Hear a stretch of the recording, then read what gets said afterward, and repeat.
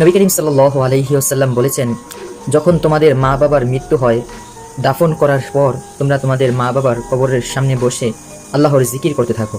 ততক্ষণ পর্যন্ত জিকির করো যতক্ষণ সময় একটি উট জবে করে বস্তু বিতরণ করতে সময় লাগে, ততক্ষণ পর্যন্ত তোমরা ওখানে বসে আল্লাহর জিকির করো।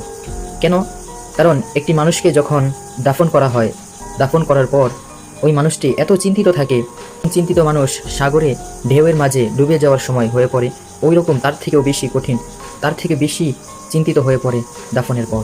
আর যখন তার সন্তান অথবা তার কোনো আত্মীয় কবরের সামনে বসে আল্লাহর জিকির করতে থাকে, তখন ওই কবরের মাঝে থাকা ব্যক্তি চিন্তা করে, আমার আর কোনো ভয় নেই, কারণ আমার সন্তান আমার হক আদায় করছে। বেশি বেশি করে তার জন্য দোয়া করুন এবং আল্লাহর জিকির করতে থাকুন, কারণ এই দুনিয়াতে কেউ থাকতে পারবে না। আপনার মা বাবাও চলে যাবে, আপনিও চলে যাবেন। আপনি যদি আপনার মা বাবার হক আদায় করতে পারেন, তাহলে মনে রাখবেন আপনার সন্তানেরাও আপনার হক আদায় করবে। আল্লাহ তাআলা আমাদের সকলের মা বাবা এবং আত্মীয় স্বজনের কবরের আযাব মাফ করে দিন। আমিন।